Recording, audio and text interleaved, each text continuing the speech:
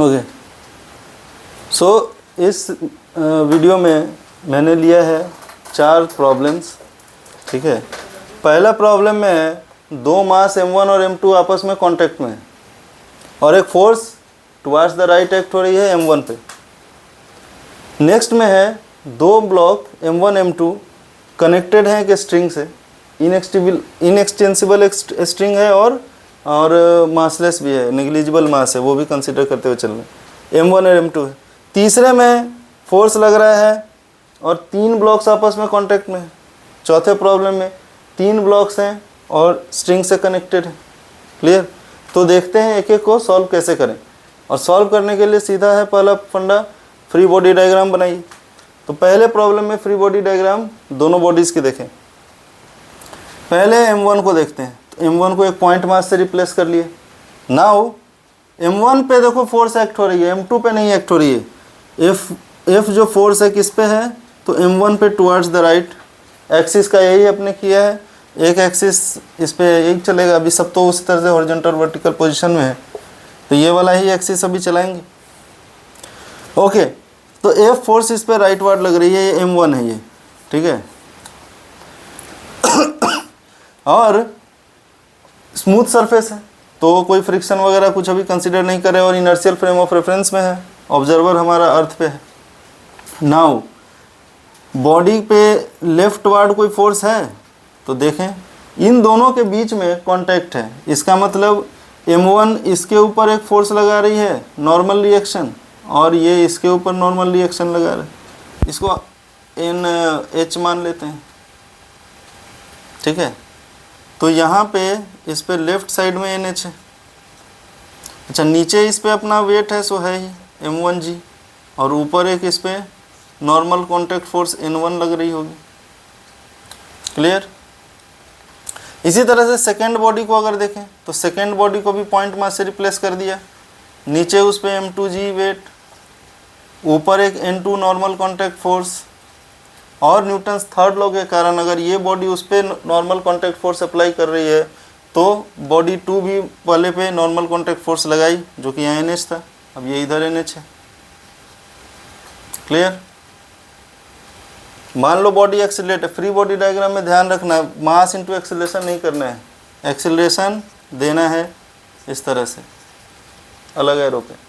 अब इसके equation of motion क्या क्या होंगे, तो इसके इक्वेशन ऑफ मोशन क्या हो गए, तो N1 और mg तो बैलेंस्ड है, उसको लिखने की ज़रूरत नहीं है। यहाँ पे क्या हो गया, फोर्स माइनस NH, ध्यान दो ये अनबैलेंस्ड फोर्स है क्योंकि बॉडी उधर एक्सीलरेट, तो F माइनस NH को हमने ले लिया मास इंटू एक्सीलरेशन। ये हो गई इसकी 1 नंबर इक्वेशन। अब 2 अननोन है तो दूसरा इक्वेशन भी चाहिए। दूसरा इक्वेशन को दूसरे बॉडी से मिलेगा, 4 नंबर इधर डाल देते हैं, ठीक है, सबको घेर देते हैं, उसके प्रॉब्लम को इधर सॉल्व करेंगे। तो इधर हम सॉल्व कर रहे हैं नंबर 1 को। क्लियर? और इसका दूसरा इक्वेशन क्या होगा, इसका दूसरा इक्वेशन जो होगा, दूसरा इक्वेशन होगा इधर NH बेचारा अनबैलेंस्ड है, वो इसको किसको लेके जा रहा है, M2A को। तो हो गया 2 इक्वेशन 2 अननोन, सॉल्व हो जाएगी चीज़ें। दूसरे प्रॉब्लम में देखते हैं टेंशन वो कैसे सॉल्व करें। तो मास है इधर, इसका फ्री बॉडी डायग्राम m1 का, m1g नीचे, नॉर्मल कॉन्टैक्ट फोर्स ऊपर, उस पर मान लो एक N1, उससे हमको अभी मतलब है नहीं, हमको तो हॉरिजॉन्टली इसको चेक करना। राइट साइड में इस पे लग रही है टेंशन और लेफ्ट साइड में फोर्स अप्लाइड था F। अब F अप्लाइड लेके चलते हैं। F minus T should be equal to mass into acceleration, m1 into acceleration, ठीक है। ये हो गया 1 नंबर इक्वेशन। 2 अननोन है, एक टेंशन और एक एक्सीलरेशन। दूसरा भी चाहिए, दूसरा निकालने के लिए m2 का बॉडी डायग्राम देखना पड़ेगा। तो भाई इस पे n2 ऊपर, नीचे में m2g, left side tension T, तो टेंशन T अनबैलेंस्ड है, T should be equal to m2 into A। हो गया 2 इक्वेशन 2 अननोन।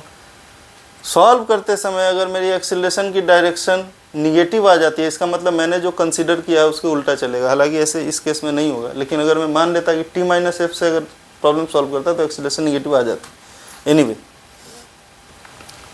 फोर्थ को देखते हैं पहले, फिर थर्ड को। थर्ड हो जाएगा इसी रिलेशन से। चलो फोर्थ भी देखते हैं। फोर्थ में क्या करना है, अब एक एक को फिर पकड़ना है। m1 को पकड़े भाई, m1g नीचे, धीरे धीरे करते करते एकदम प्रैक्टिस से सब चीज़ क्लियर हो जाएगी।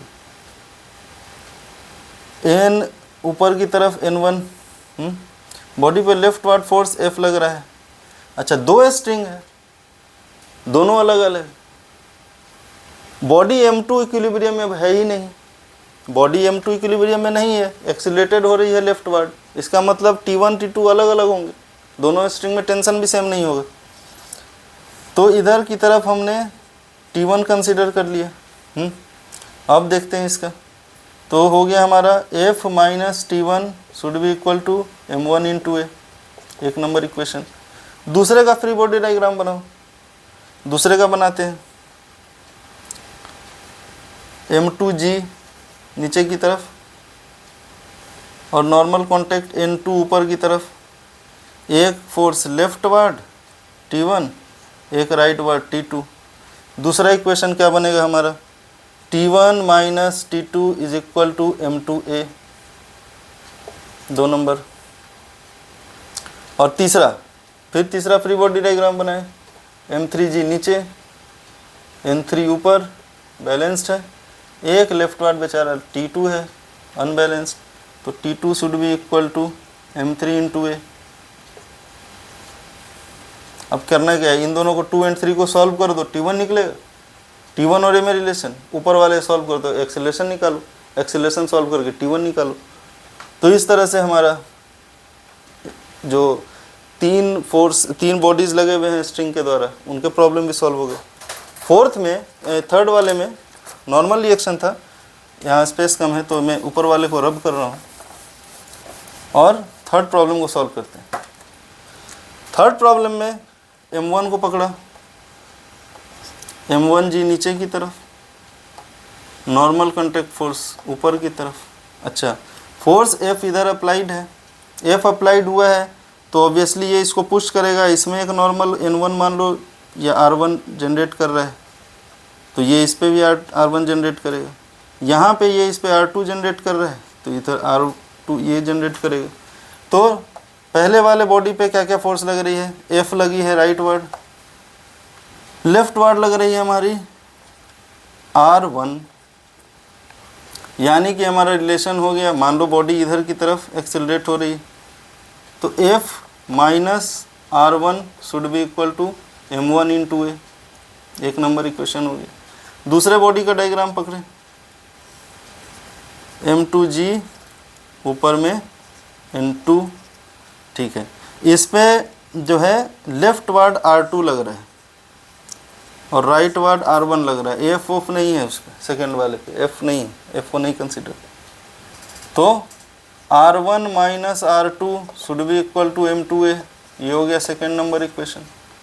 थर्ड इक्वेशन के लिए फिर हमको तीसरे बॉडी को पकड़ना है, m3g नीचे, n3 ऊपर, और इस पे जो है सो राइट वार्ड r2 लग रहा है, यानी कि r2 should be equal to m3 into a. अब एक r1 r2 और a, 3 equation, 3 unknown, easily solve हो सकता है। कैसे, इन दोनों का यूज करो 2 और 3 का, 2 और 3 से हम r1 और a में आएंगे और फिर हमको 2 इक्वेशन 2 अननोन से r1 और a1 निकल जाएगा, a निकल जाएगा, और फिर उसके बाद हमारा r2 भी निकल जाएगा। तो ये हो गए हमारे ये 4 प्रॉब्लम सॉल्व करने के टेक्निक्स।